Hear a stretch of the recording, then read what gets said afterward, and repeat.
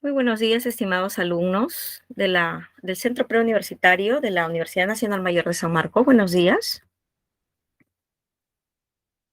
Buenos días, Miss.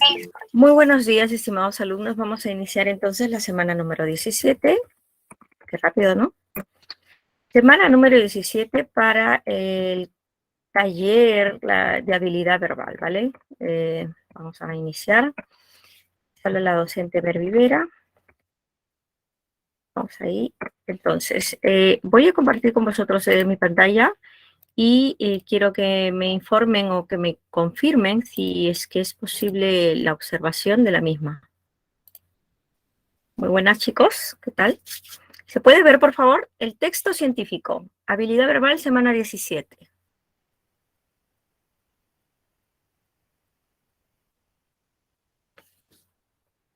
Tenéis que confirmar, ¿eh? Sí, Miss. Vale. Muy bien, entonces ahora vamos a iniciar este tema que es bastante interesante.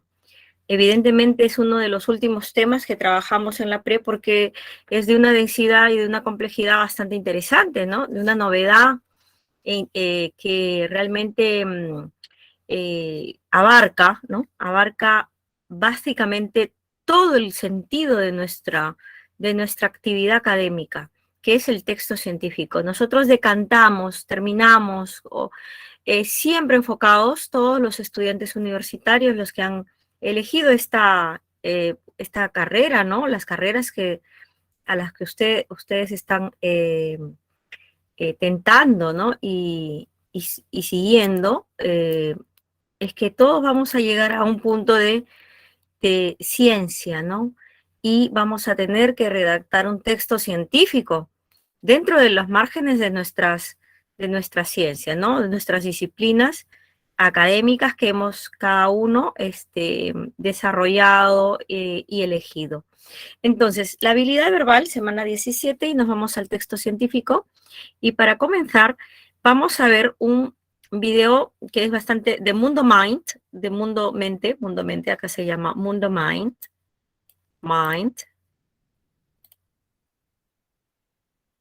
Mundo Mind, es muy bueno, ¿eh? Vamos a ver este video para poder pues corresponder a nuestros objetivos. Tengo un minuto, vamos a compartirlo y nos vamos a hacer una idea de qué es lo que es el texto científico, ¿no? Denme un segundo, por favor. Vamos a compartir acá el enlace. Lo que es el texto científico. Y eso es súper interesante, ¿no? Súper interesante el texto científico. A ver, presten atención. Minutiles. No sabíamos nada. A ver, vamos a presentar. Dejamos de presentar. Voy a hacer una presentación para que se pueda ver. Toda la pantalla, una ventana, una pestaña, dice acá. Bueno, mejor toda la pantalla. Ya, es que en el Zoom a veces necesitamos compartir audio y después compartir, ¿no? Porque si no, después no se escucha y tenemos problemas ahí de audio. Vale, entonces ahora sí estoy compartiendo con vosotros. El link se los dejo acá para que puedan ver lo que, si no llega el audio de manera clara, ustedes lo pueden ver. Bien, entonces vamos a proyectar este vídeo, 2 minutos, y nos va a servir pues como inicio. A ver, atentos, ¿se escucha? Hace solo cuántos siglos, apenas no sé.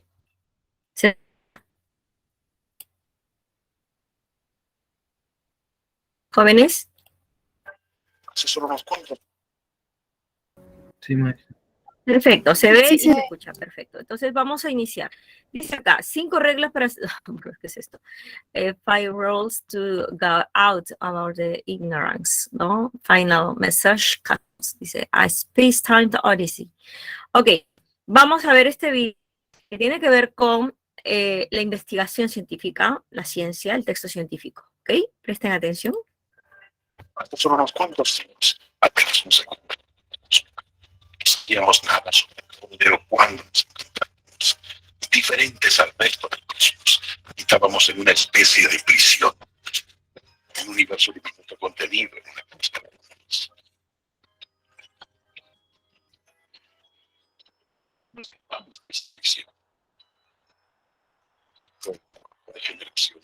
buscadores, quienes se tomaron a pecho 5 reglas sencillas. Cuestionen la autoridad. Ninguna idea es verdadera solo porque alguien más lo dice, y eso me incluye a mí. Piensen por sí mismos. Cuestionense a sí mismos. No crean en algo solo porque quieren creer. Creer en algo no lo hace verdadero. Prueben sus ideas por medio de la evidencia obtenida de la observación y la experimentación. Si una idea señala, está equivocada. Sigan la evidencia hasta donde ésta los lleve. Si no tienen evidencia, resérvense su juicio. Y tal vez lo más importante de todo, recuerden, ustedes podrían equivocarse. Incluso los mejores científicos se equivocaron respecto a algunas cosas. Newton, Einstein y todos los demás grandes científicos de la historia. Todos cometieron errores. Por supuesto que lo hicieron. Eran humanos. La ciencia es una forma de evitar engañarnos a nosotros mismos y a los demás. Los científicos han conocido el pecado. Por supuesto, hemos usado mal la ciencia, igual que lo hemos hecho con todas las herramientas a nuestra disposición. Y por eso no podemos darnos el lujo de dejar de las manos de unas cuantas personas poderosas. Mientras más nos pertenezca la ciencia a todos, menos probable es que la usemos mal. Estos valores debilitan el atractivo del fanatismo y la ignorancia.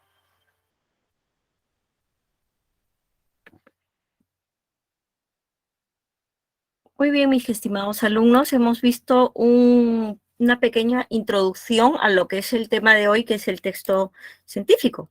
Entonces, vamos a procurar explayarnos un poquito más sobre este tema tan apasionante que ha marcado la vida y el hito de la humanidad. El texto científico. En el marco de la formación preuniversitaria que ofrece nuestra institución, se entiende como texto científico a aquel que difunde los resultados y los hallazgos de una investigación científica y supone un aporte o novedad respecto de un tema específico. ¿Correcto? ¿Qué temas aborda el texto científico? Hechos basados en una descripción objetiva y rigurosa, susceptibles de confirmación.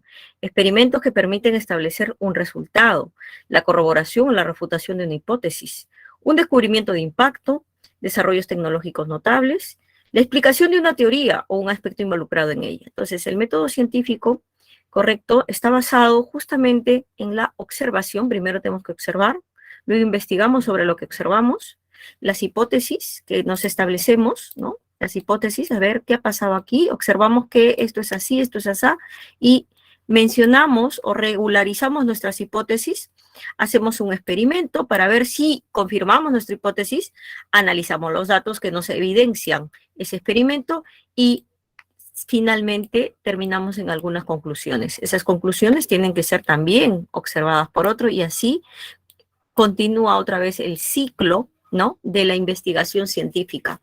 Entonces, ¿qué temas aborda el texto científico? Pues justamente estos temas que son de índole general y humano y especialmente universal.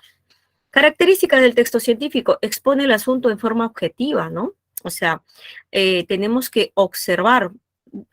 Observen que la palabra observación viene de ojo, ¿correcto? Ojo.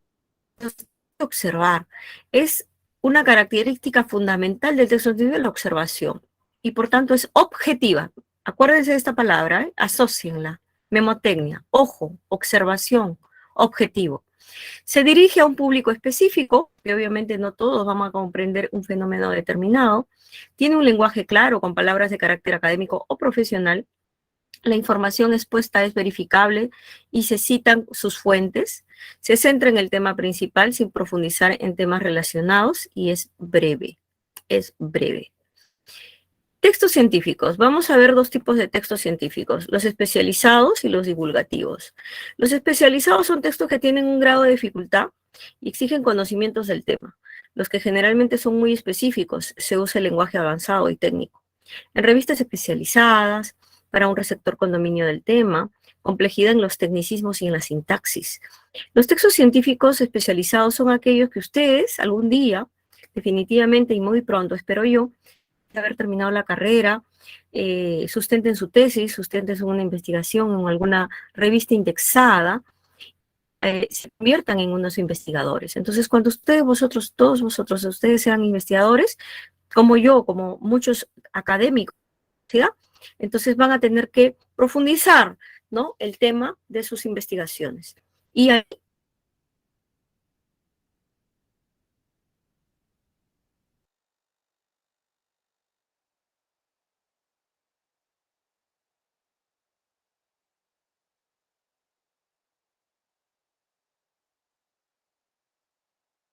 un léxico avanzado o un léxico técnico, porque la idea es divulgarlos, la idea es que la mayor cantidad de población o de gente o de usuarios lo conozca. Por ejemplo, en medios de comunicación de masas, para un público amplio y diverso, y los tecnicismos aparecen explicados. Si tenemos que redactar un tecnicismo, pues explicados. Por ejemplo, nosotros podemos hablar acerca de el texto científico de la viruela del mono, por ejemplo. Hay textos científicos especializados hablando de la viruela del mono, pero son tan especializados que solamente un médico podría entenderlo, porque se usa muchísimo texto que está con una sintaxis y una complejidad que solamente los estudiantes o posiblemente los de carreras de áreas médicas podrían entender.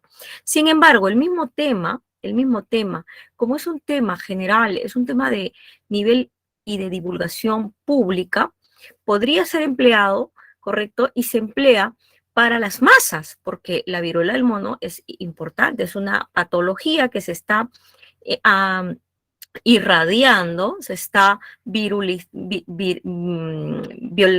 se está propagando en nuestro país y en todo el mundo. Entonces, tenemos que advertir a las masas de esta peligrosidad de esta patología. Por tanto, nosotros tendríamos, los investigadores en áreas médicas, tendrían que, y redactan, ¿no? Tienen y redactan documentos de divulgación general para la población, para las masas, para el vulgo, y de un amplio espectro, correcto, con una variada y fácil entendimiento sobre la viruela del mono. Es ahí donde nosotros, por ejemplo, sí podemos entenderlos porque no es un texto especializado científico, sino divulgativo. Obviamente hay una ciencia detrás de ello porque es la viruela del mono, pero divulgativo porque entonces se evita tecnicismos, se evita palabras muy complicadas que relacionen otros conceptos médicos que posiblemente la población no esté especializada en entenderlos. Entonces, este tema es muy interesante, ¿ok? Eso es para un ejemplo, para poder entenderos, para poder comprender que la situación, ¿correcto?, de la ciencia siempre va a ser compartida con el público en general. Y hay muchos temas. Así empezó el tema del SIDA, el tema del cáncer, el tema de las enfermedades y patologías del siglo XXI y de la COVID-19, y finalmente tenemos ahora lo de la viruela del mono que nos está menguando, ¿no? Entonces, pero llegan a ser divulgativos, ¿no? Por inicio se investiga de manera profunda, pero luego ya tiene la población el derecho y el deber también de conocer para poder prevenir estas patologías que son tan terribles. Bien, la importancia del aval científico. ¿Qué significa el aval? El aval es un fundamento, es un respaldo. Los textos científicos son importantes para avalar, para respaldar y difundir las investigaciones llevadas a cabo por especialistas. Un científico que logró difusión antes tuvo que pasar por exhaustivos métodos de revisión de diferentes comités científicos. Un texto científico no se puede publicar por publicar, porque un texto científico se toma stricto sensu. ¿Qué significa stricto sensu? Es como que la palabra de Dios, porque la ciencia es así, es tomada así. Entonces tenemos que tener mucho cuidado, porque si un texto científico no es revisado de manera profunda y sustentatoria, puede inducir al error y se pueden cometer muchísimos errores y barbaridades, realmente barbaridades. Por ejemplo, ¿no? Mis queridos alumnos, hubo un texto científico, hubo varios textos científicos que avalaban, entre comillas, que no era necesaria la vacunación mundial, que no era necesaria la vacunación humana. Y estos textos fueron tomados por los negacionistas, que son un grupo de personas que niegan la efectividad de las vacunas en general, no del COVID, sino las vacunas en general para los niños. Y estos textos hicieron muchísimo daño. Por tanto, esta gente, al tener a los niños, al tener a sus hijos y no aplicaron las vacunas, muchos murieron de tosferina, de sarampión, de viruela, entonces, de tuberculosis. Entonces, imagínense ustedes un texto científico, cuánto daño puede hacer si es que no es revisado y puede ser publicado sin el aval, ¿no? El aval de la exhaustiva revisión de ese método y de otros científicos. Entonces, estos textos escaparon, prácticamente fueron publicados sin ningún tipo de revisión técnica y científica de un comité serio, y lamentablemente tenemos hasta ahora el rezago de mucha gente negacionista, que piensan que las vacunas hacen daño o que las vacunas pueden contener un chip, etcétera, etcétera. Y es peligrosísimo. Ya está comprobado que sí, evidentemente hay un margen de error en muchas de las vacunas, pero las vacunas han ayudado a prevenir que muchos niños mueran o muchos niños se enfermen de tal manera que no lleguen con secuelas terribles, ¿no? Luego, entonces, esto es un ejemplo. Textos científicos en el centro preuniversitario. En su amplia mayoría, como textos científicos, incluyen textos de divulgación científica, en los cuales, sin perder su exactitud, se pone al alcance de la comprensión de los lectores no especializados información de alto nivel académico. Por ejemplo, textos del National Geographic Report, ¿ok? Reportajes de investigación del National Geographic, son textos por excelencia en la pre, ¿correcto? Y también los textos en inglés, ¿no? Los textos en inglés, por ejemplo, tenemos un pequeño texto acá que dice, The Law of Attraction is a philosophy suggestion that positive thoughts bring positive results in a person's life. While negative thoughts bring negative outcomes, it is based on the belief that thoughts are a form of energy, that positive energy attracts success in all areas of life, including health, finances, or relationships. While the law of attraction has generated attention in recent years due to books like The Secret, it lacks science for its claims and is generally viewed as pseudoscience. La ley de la atracción es una sugerencia de la filosofía del positivismo, de un pensamiento positivo que trae resultados positivos en la vida de las personas, mientras que los pensamientos negativos traen cosas negativas.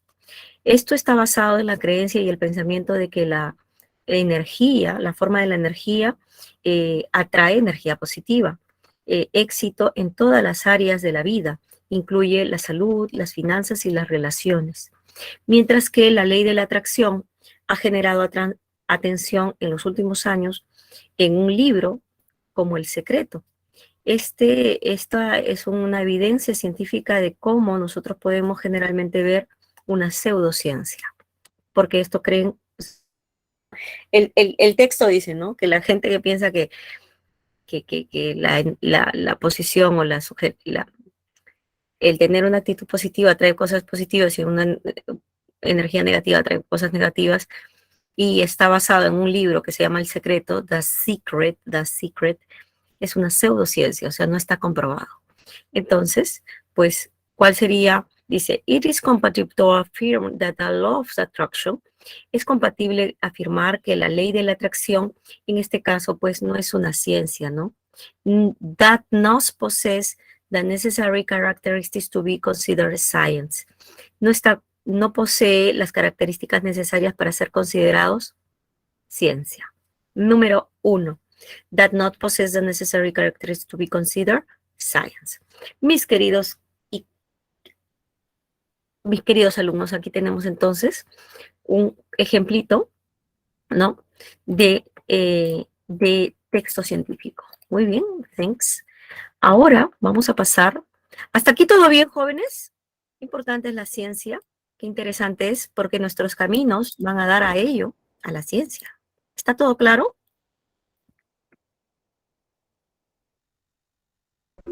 Sí, maestra. Very good. Entonces, vamos a continuar con nuestro texto, ¿vale?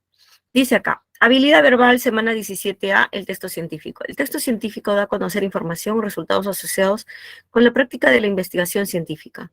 Algunos textos muestran un hecho basado en una descripción objetiva y rigurosa, que en principio es susceptible de confirmación. Otros describen un experimento que permitió establecer un resultado. Cuando de resultados se trata, estos pueden ser positivos, como la corroboración de una hipótesis o un descubrimiento de impacto, o negativos, como la refutación o rechazo de una hipótesis. Vamos a leer atentamente las actividades 1 que tienen acá. Lee atentamente el texto planteado a continuación. Van a leer, vosotros vais a leer el texto 1. Tenemos textos que tenemos que revisar. Actividades 1. Luego tenemos el texto 1. El texto 1. El español, ¿no? Un tema de lengua, de lingüística. Y luego tenemos el texto 2. Entonces, en la primera parte de nuestra guía, tenemos 3 textos. Vamos a leer los 3 textos, ¿vale? Los 3 textos tenemos que leerlos en 20 minutos, porque no está tan complicado. El texto 1 es largo, pero no es complicado. El texto 2 habla del lenguaje, bueno, el español. Y el siguiente texto, el texto 2, también habla de un tema de lingüística, ¿vale? Entonces, vamos a la primera parte de 20 minutos. ¿Ok, jóvenes? Vamos a ver cómo va nuestro tiempo. 20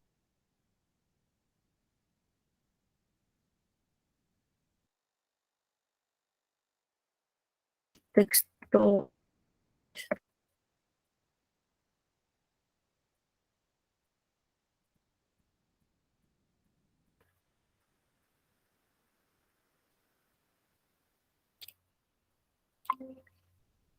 Perdón, chicos, parece que se fue la internet. Un segundo. Bueno, no pasa nada. Les comentaba, vamos a leer el texto, actividades, el primero, el texto 1, del texto 2, en 20 minutos, ¿vale? Entonces, son las 10:30 y tenemos hasta las 10:50 AM, ¿vale? ¿Estamos jóvenes? Sí, Miss. Vale. Si nos falta tiempo para el tercer texto, porque son 3, no hay problema. Ustedes me dicen, no he terminado todavía, entonces voy a dar 10 minutos más, ¿ok? Voy a ofreceros 10 minutos más, no hay problema. Bien, chicos, adelante.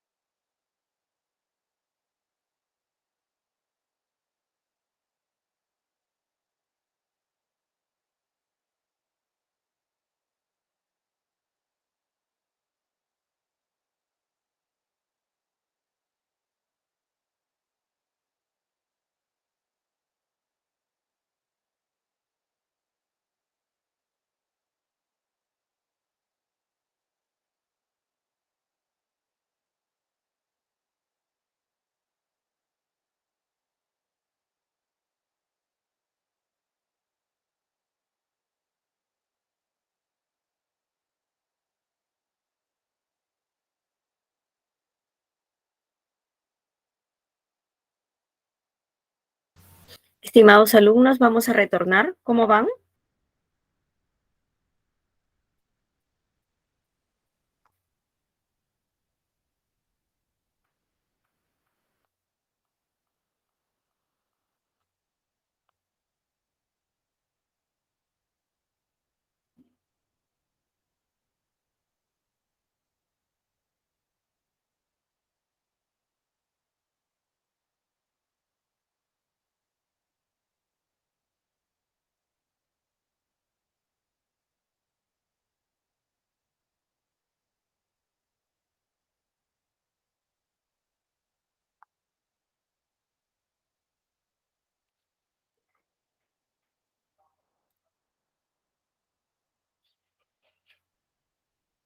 Cinco minutos más, por favor.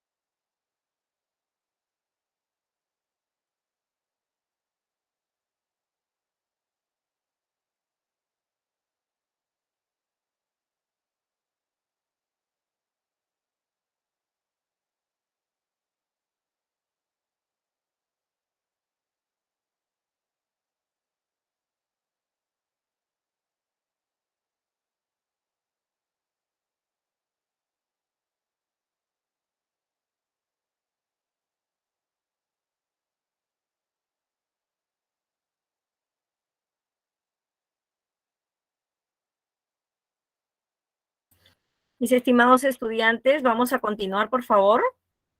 Bien, empezamos. Ahora sí, creo que hay más de relevancia en el tiempo.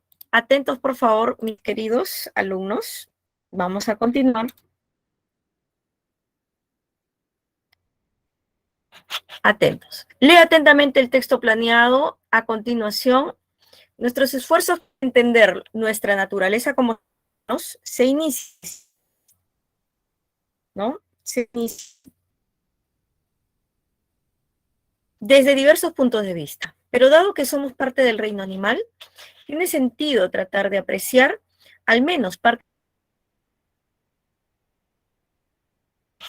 Algo particularmente importante acerca del aspecto de la vida humana es la existencia en ella de nuestro uso del y dependiente del lenguaje. ¿Correcto? Entonces aquí, nuestro uso del y dependiente lenguaje. De lo cual, naturalmente, surge la pregunta de los orígenes de nuestra capacidad para el lenguaje. Muchos debates sobre los orígenes del lenguaje asumen que las habilidades comunicativas de otros animales, especialmente los cercanamente relacionados, proveen un apropiado punto de inicio o fuente válida de evidencia comparativa. Quiero argumentar lo contrario, que mucho de lo que sabemos de la comunicación animal es realmente solo relevante marginalmente para nuestro entendimiento de las bases humanas del lenguaje. Contra este fundamento, consideremos algunas informaciones en la prensa popular, dice acá, ¿no? En la prensa popular, de las habilidades de los animales. Un caso que captó la atención hace unos pocos años fue aquel de Rico, el coli de la casa vecina. Él es bueno al olfatear el objetivo particular de una selección de varios objetos en respuesta al comando verbal. Hay muchas razones, dice acá, hay muchas razones en las cuales las habilidades de Rico están lejos de los que llamamos lenguaje. Una de estas razones es que él aprende palabras que refieren a objetos que él puede traer.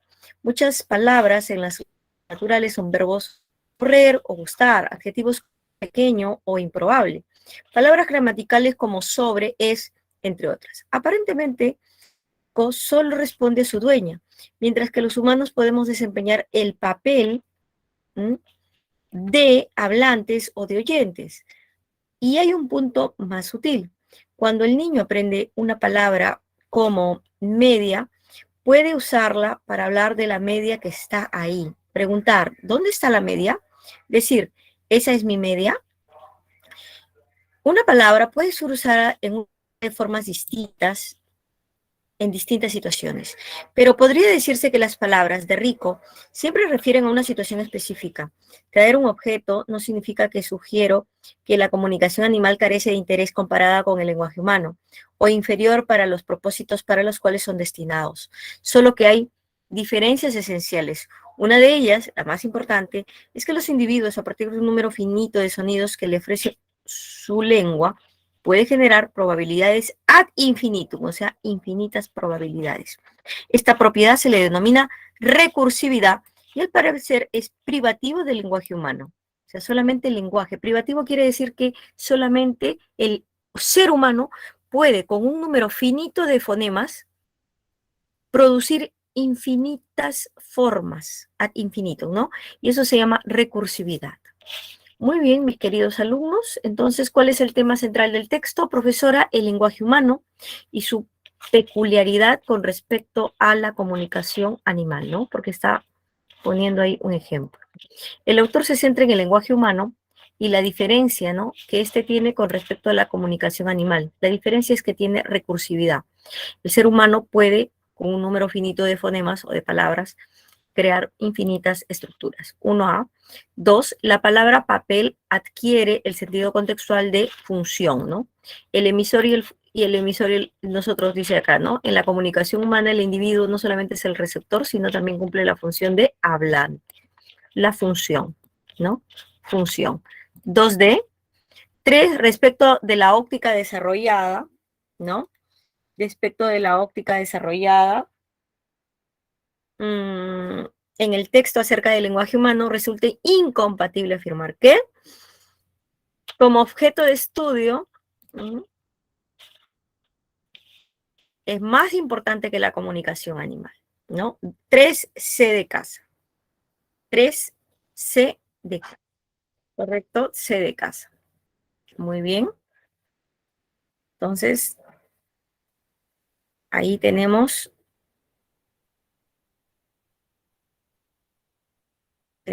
la clave, ¿no? Que dice, ¿no?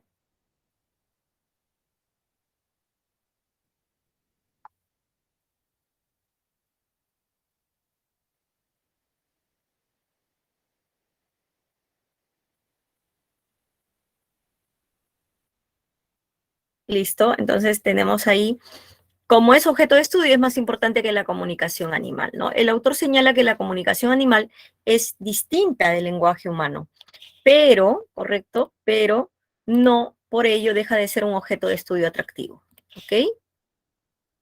4, si el lenguaje humano no fuera recursivo, ¿no? Si el lenguaje humano no fuera recursivo, B, ¿no? Recursividad quiere decir que si no tuviera límites, ¿no? ¿Qué pasaría si solamente tuviera límites? Sería como el lenguaje animal, ¿no? Las investigaciones en torno a la comunicación dejarían de ser atractivas para los estudiosos, ¿no? Porque el lenguaje en sí, la característica medular del lenguaje humano es su recursividad, ¿no? Su recursividad. Un momentito que tengo llamada de la escuela de lingüística, por favor, un segundito.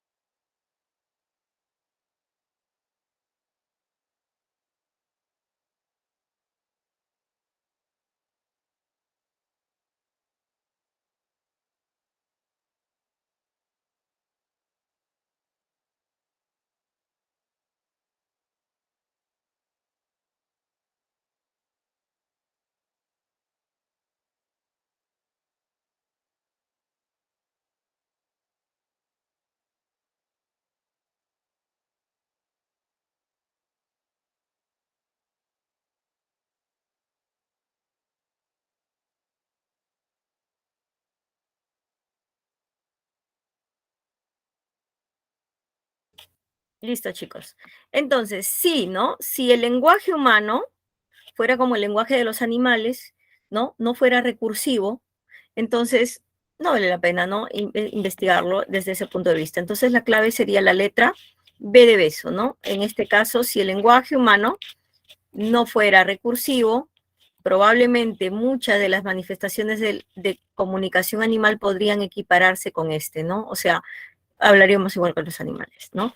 La característica medular del lenguaje humano es su carácter recursivo, de ahí que se establece un deslinde entre este y la comunicación animal. De no serlo, probablemente habría más puntos concordantes entre el lenguaje y la comunicación animal. 4b. 5. Se infiere de la forma de comunicación de Rico, ¿no? Se infiere de la forma de comunicación de Rico, en este caso, mis estimados alumnos, ¿no? Que clave A carece de palabras gramaticales, ¿no? Porque no tiene recursividad. Como es un animal, ¿no? Entonces, Rico solamente recibe órdenes, por tanto, su repertorio reconoce solo sustantivos. Las palabras gramaticales o nexos están ausentes en su repertorio, o sea, un conector, ¿no? Y, sin embargo, pero no es recursivo para él, no lo entiende, ¿no? Entonces la clave sería la letra A, carece de palabras gramaticales. 5A. Vamos al texto 1. El español se ha convertido en la segunda lengua de comunicación internacional. Nuestra lengua es hoy lo que es por la gran cantidad de hablantes. Entonces vamos a ver esta parte que es la más importante, ¿no? Ya está. De hablantes ¿de qué dispone? Por la relativa homogeneidad lingüística de que goza, por el protagonismo innegable que ostenta en ciertas universidades, en centenares de periódicos de difusión internacional, en poderosas cadenas radiofónicas y de televisión. A todo ello se une hoy un tránsito que, por fortuna, empieza a congestionarse en las autopistas informáticas. En efecto, es una lengua hablada por muchas gentes en diversos países del mundo. Una de las razones tan importante como el número de hablantes es que el español es una lengua relativamente homogénea, lo que significa que, salvo en contadas ocasiones, hablantes muy rurales o manejo de una variedad jergal y marginal, la comunicación entre hispanohablantes de distintas latitudes, tanto si tienen el español como lengua materna aprendida, es muy fluida y sin graves rupturas comunicativas. A pesar de que el vocabulario ofrece conjuntos bastante amplios de equivalencias, por ejemplo, camión, micro, colectivo, guagua, push, ómnibus, autobús, una importante mayoría de hablantes entiende, dice, ¿no?, entre comillas, el término neutralizador autobús. Aunque al hablar en su estilo espontáneo no suelen usarlo, en estas ocasiones se habla de nómina pasiva, ¿no? Nómina pasiva, a la cual pertenecen las palabras que, aunque no se actualicen en la comunicación habitual, son en cambio decodificadas con facilidad. Es verdad que se trata de procesos de selección que necesitan de una competencia idiomática que vaya más allá del simple saber dialectal propio. Si este no es el caso, como suele suceder con hablantes de bajo nivel educativo, no hay reemplazo posible y la comunicación se enfrenta con tropiezos. Entre otras ocasiones, al sujeto que escucha términos desconocidos para él, lo que pertenecen a ciertas normas dialectales en exclusiva, le queda aún el recurso de poder hacer inducciones textuales, si por supuesto el discurso o el texto en cuestión ofrece correspondientes claves semánticas que lo permitan. Muy bien, tenemos ahí ese texto, texto 1, y vamos a, ¿cuál es el tema central del texto? El tema central del texto justamente es, mis queridos alumnos, el crecimiento del raudo rápido del español y las razones, ¿no? ¿Cuáles son sus razones? La homogeneidad que tiene este y su protagonismo. En efecto, el texto aborda las razones por las cuales el español es una lengua vigorosa y evidentemente de crecimiento, la segunda, ¿no? Entonces, la 1, D de dedo. La 2, la palabra congestionarse en el texto adquiere el sentido de proliferar, ¿no? Congestionarse quiere decir que se está proliferando, se está multiplicando. Entonces, en este caso, el vocablo alude al hecho de que el español también aparece de forma abundante, ¿no?, en contextos digitales. Es decir, es una lengua que se manifiesta de forma sólida en múltiples situaciones comunicativas. 2, C de casa. 3, resulta compatible con la trama textual. Señalar la heterogeneidad semántica del español, dice. Compatible porque no es obstáculo para la intercomprensión fluida, ¿no? No es obstáculo para la comprensión fluida entre los hablantes, porque lo que dice el texto es que el castellano, a pesar de que tenemos palabras como guagua, ómnibus, bus, autobús, siempre hay un término medio, y si es que no se puede entender esa palabra, pues está lo textual. En lo textual sí podríamos entenderlos. La intercomprensión quiere decir que no se comprende, ¿no? ¿Vale? Que no se comprende. Entonces, mis queridos alumnos, en este caso, ¿no? 3B no es obstáculo para la intercomprensión fluida de los hablantes, ¿no? No es obstáculo, porque el castellano es bastante homogéneo, como dice el texto. 3B. 4. Se infiere del texto que un móvil de difusión de la lengua española es justamente el Internet, ¿no? El autor señala que el tráfico digital está congestionándose con el uso del español. Entonces, en el caso de el diccionario no es la escuela ni el hogar, es el Internet. El Internet es un medio de difusión bastante masiva y por tanto sería ahí, en ese medio, donde se está proliferando el uso del español. 4A. 5. Si un hablante de español peruano, al conversar con un hablante de español peninsular, ¿qué es español peninsular? España, España. Evidencia dificultad para interpretar el sentido de la palabra culebrón. Culebrón. Es un culebrón, tío. Es un cuento chino, es una novela larga, es un floro. Se dice dos flores, ¿no? Es un floro. Tendría que acudir al recurso de las inducciones de tipo textual, ¿no? Si nosotros no entendemos eso, entonces tendríamos que buscar de repente un texto, algo que nos indique cómo se aplica la palabra culebrón, ¿no? En un texto. Entonces ahí ya podríamos deducir, ¿no? E interpretar. dificultad interpretativa, el hablante recurriría justamente a un texto, ¿no? Para poder hacer inferencias, ¿no? Plausibles que lo puedan ayudar en entender la palabra culerón, ¿no? Bueno, sí, hay diferencias, profesores. Bueno, con el español insular, sí hay diferencias, sí hay algunas diferencias. Pero se pueden entender, ¿ah? Nos podemos entender. Muy bien, vamos al último texto de la primera parte, queridos alumnos.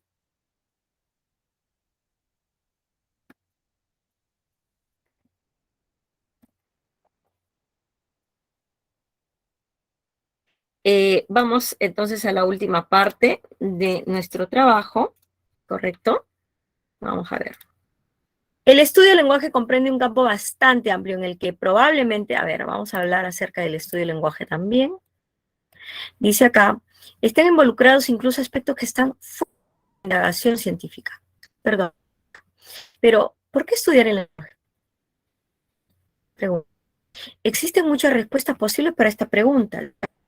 Y el hecho de que se centre mi atención en una de ellas no desacredita a las demás, ni pone en tela de juicio su legitimidad. ¿Ok? Su legitimidad.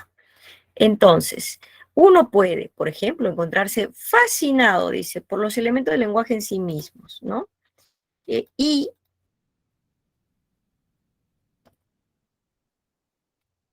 fascinado, dice en sí mismo, y se deseara descubrir su orden y su composición, su origen en la historia, en el individuo, o el empleo que se les da en el pensamiento, la ciencia, el arte y el intercambio social. Una razón para estudiar, dice acá, una razón para estudiar el lenguaje, y para mí personalmente, la razón más apremiante, la constituye la tentación de considerar que el lenguaje es, según la frase tradicional, el espejo de la mente. Con ello, no quiero decir que los conceptos expresados y las distinciones desarrolladas en el empleo normal del lenguaje nos permitan penetrar en el funcionamiento del pensamiento y en el mundo del sentido común, que la mente humana construye. Es más intrigante aún, sobre todo para mí, la posibilidad de que mediante el estudio del lenguaje podamos descubrir principios abstractos, ¿no? Entonces, acá es el segundo punto, principios abstractos que rijan la estructura y su uso. Principios que son universales por necesidad biológica y no por mero accidente histórico, y que derivan de las características mentales de la especie. Una lengua humana es un sistema de notable complejidad. Llegar a conocerla constituye un triunfo intelectual extraordinario para una criatura que no esté específicamente destinada a realizar tal proeza. Un niño normal adquiere este conocimiento después de haberlo oído durante relativamente poco tiempo y sin estar sometido a un adiestramiento específico. En ese momento puede prácticamente sin esfuerzo hacer uso de una intrincada estructura de reglas específicas y principios de orden que le permitan transmitir sus pensamientos y sus sentimientos a los demás, suscitando en ellos nuevas ideas y sutiles percepciones y juicios. Para la mente consciente, que no esté especialmente diseñada para tal propósito, reconstruir y captar lo que el niño ha logrado intuitivamente y con esfuerzo mínimo se plantea como objetivo remoto. Así pues, en un sentido profundo y significativo, el lenguaje es un espejo de la mente, es un producto de la inteligencia humana, creado de nuevo en cada individuo mediante operaciones que están fuera del alcance de la voluntad de la conciencia. ¡Genial!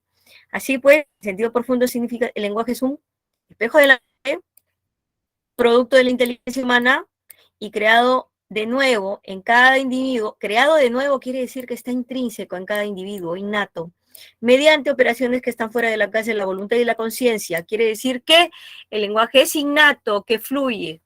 ¿Correcto? Bien, vamos a ver. Entonces, me emociono cuando es lingüística. 1. ¿Cuál es el tema central del texto, profesora? El estudio del lenguaje, desde su enfoque mental. Porque todo está hablando, no lo dice, ¿no? No lo dice, no es mentalista, pero el espejo de la mente. Eso significa un enfoque mentalista. Clave A. 1A. El autor se enfoca en el estudio del lenguaje desde un enfoque mentalista, aunque cuando existen diversas maneras de abordarlo, ¿no? 1A. 2. La palabra intrincada en el texto adquiere el sentido de compleja. Intrincado es complejo. Se trata de un complejo grupo de reglas, ¿correcto?, que adquiere el hablante y que la utiliza, pero de manera inconsciente, porque tiene la capacidad de manejar ese código, ¿ok? C. Hacer 12. 3. la frase espejo de la mente supone que el lenguaje es mental. Y cuando hablamos de lenguaje mental, es que el lenguaje se desarrolla dentro de un contexto cognitivo, dentro de un plano, de una interfaz cognitiva. ¿Y qué es cognitivo, profesora? Mental. Procesos cognitivos es sinónimo de procesos mentales. Es el reflejo del proceso cognitivo, del proceso mental que todos vosotros tenéis, ¿ok? 3B de beso. Todos somos animales mentales, ¿no? Eso es lo que dice, animales mentales es lo que dice el mentalismo, ¿no? El mentalismo, el nivel mentalista. Pues nada, entonces aquí tenemos algo muy interesante. La manera de enfocar el lenguaje para el autor se sostiene en las implicancias de esta facultad con la cognición humana. ¿Vale? Humana. 3B. 4. Acerca del desarrollo lingüístico de los seres humanos, de los niños especialmente, es incompatible afirmar que estos se orientan a que los padres, ¿no? Los padres, dice, estos requieren de la orientación de los padres. Falso, profesora. Dice que es una capacidad, ¿no? No necesita, es una capacidad. Nacen de manera inconsciente, aprenden los niños. No requieren de orientación de los padres para adquirir su lengua. Eso se llama innatismo. Innatismo. 4D de dedo. 5. Si un niño careciera de la capacidad de adquirir una lengua, ahí sería peligroso, ¿no? Entonces, sería incapaz, pues, ¿no?, de procesar los datos que oye con tanta rapidez y espontaneidad. Por tanto, el proceso del desarrollo lingüístico sería muy complejo, muy difícil para el niño si careciera de la facultad del lenguaje, ¿no? Sería muy difícil para el niño, ¿no? Ser aprendido sería muy difícil para el niño, porque la capacidad del lenguaje humano es inmediata, rápida, espontánea e inconsciente, ¿no? Por ejemplo, alguien le dice, ¡hey, hola! Y tú respondes, ¿qué quieres? Es inmediato, no lo piensas, respondes rápido, ¿no? Bien, 5. Muy bien, mis queridos alumnos, vamos a la parte B, sería el texto 1, 1 y 2. Vamos a dar 20 minutos, porque aquí sí, como son textos que tenemos que analizar, son textos mixtos, vamos a dar 20 minutitos nada más, ¿ok? ¿Les parece? Son las 11 y 20, 30, 40, 50. Ya, 20 minutillos para la segunda parte del texto, 20 minutitos. O yo creo que 3 textos, ¿ah? Porque no están tan difíciles, están bonitos. Están muy bonitos estos textos, están chéveres. Este es el texto del instinto del lenguaje de Pinker, Steven Pinker, un lingüista, el Big Bang. Y luego tenemos el texto 2, que es Harvard Health Publishing, Healthy Eating Plate, o sea, un plato saludable, ¿no? Cómo comer saludable. Y el tercer texto lo continuamos. Entonces tenemos el texto 1, 2 y 3. ¿Les parece? Texto, sección B, ¿vale? Sección B, texto 1, 2 y 3. ¿Ok, chicos? Adelante. 20 minutillos, entonces, son las 11 y 30 hasta las 11 y 50. Bien, adelante.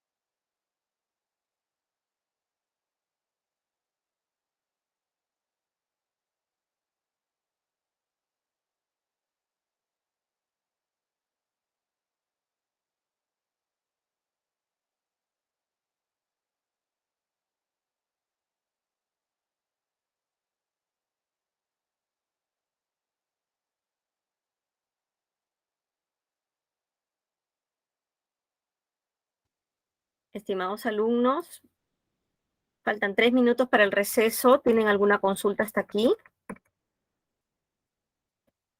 No, Miss. Ya, ¿terminaron entonces las tres textos? Todavía no.